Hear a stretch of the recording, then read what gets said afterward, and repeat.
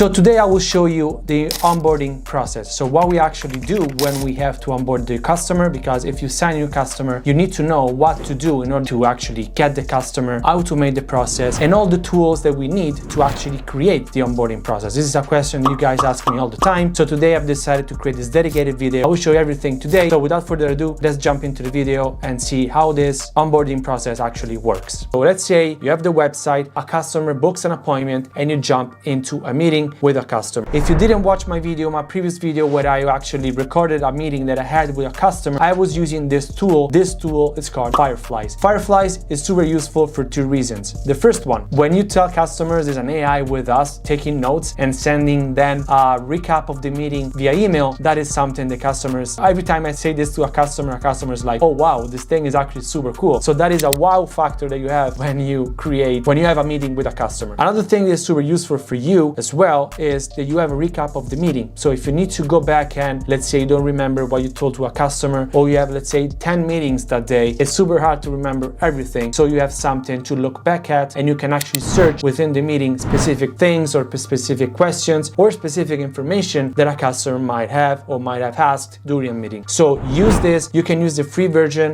With the free version, I believe you have a total of specific minutes you can use it, because it's very, very useful. So Fireflies is the second thing you need to use to do video meetings with customers. So to recap what we have right now, we have the website, the customer booked the appointment with us. We are using Fireflies for the recap, and at the end of the meeting, you close the deal. So the customer is 100% convinced he wants or she wants to go with you, and you start the onboarding process. With the onboarding process, one recommendation that I want to give you guys is don't complicate things. Keep it as simple as possible for you, because you don't have to go crazy understand what is happening, and for the customer as well, because they want to go through a smooth process on how to do the onboarding as well in the company. So the only thing you need is a bot that collects the information. If you want a template for that, you can go on my Discord, the free Discord. I have a template for that specific bot. And what you do, once the meeting is finished, you will send the link to the bot. You will have a normal page, just a page for the customer to chat with the bot and collect the information. What the bot does, then collects the information, sends it via the Zapier integration to Google Sheet. I already explained how to set up everything again in one of my previous videos. I will link those videos in the description below. But once you have the information on Google Sheets sends an email to the customer confirming the appointment, confirming that all the information is being recorded, and will send the link to the other tool that I want you guys to use. This one is called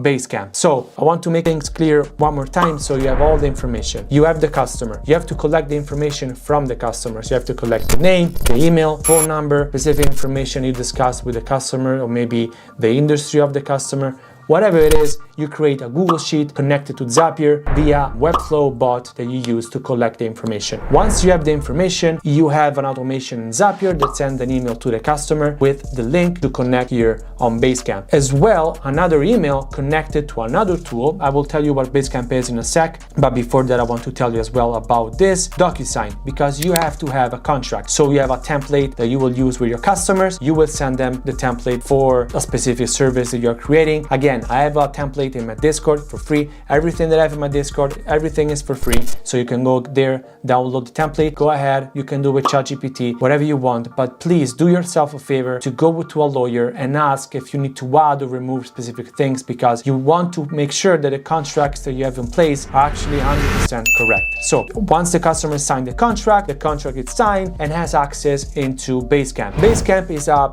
CRM, so a customer relation management software. So you use it to communicate with the customer. So instead of using email, you will use a chat within Basecamp, and I will show you right now how that looks like, because I already showed you in my previous video, link below, how it works. So Basecamp looks like this. Once you log in, you will have all the different customers divided by project. So each customer is a project for you, because you need to have, all the customers in different projects. So once you have a customer within the Basecamp project, you can go inside a project. I will show you how this thing looks like, and you will have all different sections within Basecamp as well. There are 1,000 different tools that you can use. I use them all, and this one is the one that it's super easy for me to use and for the customers as well to use, because there is an app for the Mac, app for Windows, an app for the phone, an app for iPad. It's compatible everywhere for everybody. So this is super useful, and that's why I recommend using Basecamp. I'm not affiliated with them. It's just something that it works and I use every day. So that's why I'm recommending this app to use. But you can use any CRM that you feel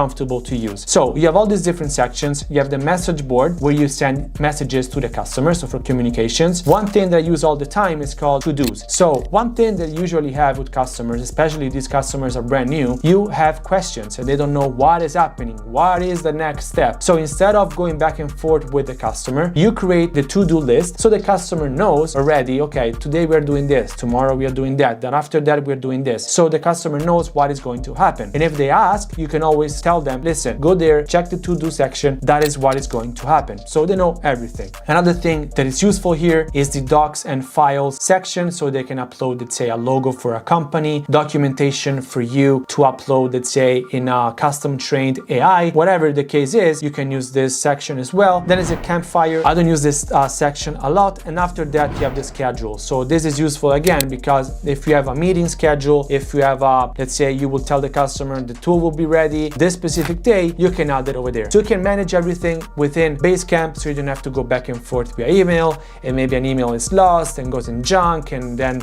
the customer doesn't know how to attach something to an email, whatever it is. This is super useful and super easy to use for the customer as well. So these are pretty much all the tools that you need. Two last things before we are done for today's video is, of course, accepting payments. You can use PayPal, you can use Stripe. That is up to you.